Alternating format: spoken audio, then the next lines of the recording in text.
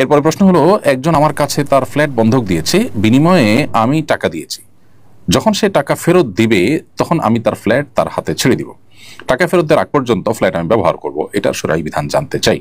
প্রিয় দর্শক, এটি সুস্পষ্টভাবে সুদের অন্তর্ভুক্ত হবে। ইব্রাহিম নাখঈ রাহিমাহুল্লাহর একটি বক্তব্য রয়েছে এক্ষেত্রে, যেটা ইবনে আবি শাইবাতে, মুসান্নাফ ইবনে আবি শাইবাতে বর্ণিত হয়েছে। সেটা হলো কুল্লু কারদিন জাররা মানফাতান ফাহুয়া রিবা। যে ঋণ এর বিপরীতে আপনি লাভ গ্রহণ করবেন সেটা রিবার অন্তর্ভুক্ত হবে। অতএব এই মূলনীতির আলোকে আপনি যেহেতু তাকে টাকা দিয়েছেন এবং তার ফ্ল্যাটটাকে বন্ধক রেখেছেন, এর ফলশ্রুতিতে আপনি যে বন্ধকি সম্পদ যেটা ভোগ করছেন এটা আপনার জন্য নাজায়েজ হবে এবং গুনাহ হবে। বন্ধকটা আপনার কাছে থাকতে পারে শুধুমাত্র এই জন্য যে সে তার টাকা পরিশোধ করতে, ঋণের টাকা পরিশোধ করতে গড়িমসি করলে তখন আপনি বন্ধকি জিনিস বিক্রি করে আপনার টাকা তোলার উদ্যোগ নিতে পারবেন।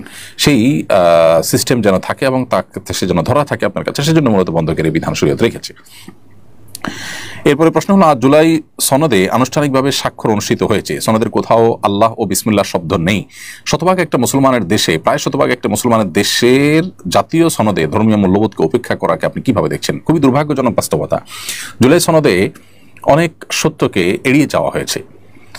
জুলাই আন্দোলনের পেছনে মাদ্রাসার ছাত্রদের ভূমিকা, ধার্মিকদের ভূমিকা, ইউনিভার্সিটিতে বিশেষ করে আল্লাহতে বিশ্বাসী, আখিরাতে বিশ্বাসী মানুষদের ভূমিকা, ধর্মীয় মূল্যবোধের বিশেষ ভূমিকা, আল্লাহর জন্য প্রাণ দেওয়ার যে প্রেরণা, এগুলোর যে ভূমিকা ছিল সেটি দিনের আলোর মতো পরিষ্কার এবং স্পষ্ট। এরপরও এই সনদের কোথাও সেই বিষয়গুলোকে তুলে না আনা, বিশেষ করে ধর্মীয় জনগোষ্ঠীর প্রতি দীর্ঘদিন পর্যন্ত যে অনাচার এবং অবিচার চলে এসেছে, তার ফলশ্রুতিতে জুলাই আন্দোলন যে হয়েছে, অর্থাৎ জুলাই আন্দোলন অন্য যে সমস্ত ইস্যুকে কেন্দ্র করে হয়েছে, ওই ধর্মীয় জনগোষ্ঠীর প্রতি যে জুলুম নিপীড়ন ছিল সেটার যে একটা বড় ভূমিকা ছিল, অর্থাৎ বিস্ফোরণ হয়েছে ধার্মিক মানুষদের, সে বিষয়টি এখানে সম্পূর্ণরূপে এড়িয়ে যাওয়া হয়েছে। এবং সেই সাথে মুসলিম সংখ্যাগরিষ্ঠ একটি দেশে আপনার ধর্ম থেকে দূর করার যে একটা প্রবণতা দীর্ঘদিন থেকে আমরা দেখে আসছি, সেটা দুর্ভাগ্যজনকভাবে জুলাই সনদে আমরা দেখেছি। খুবই আপত্তিকর একটি বিষয়। এর বাইরেও আরও আপত্তি করবার মতো বেশ কিছু জায়গা এখানে আছে, তারপরেও এই সনদ স্বাক্ষরিত হওয়া দরকার ছিল এবং এই বিষয়টি আপনার এটার অফিসিয়াল একটা রূপ হওয়া দরকার ছিল, সেটি হয়েছে।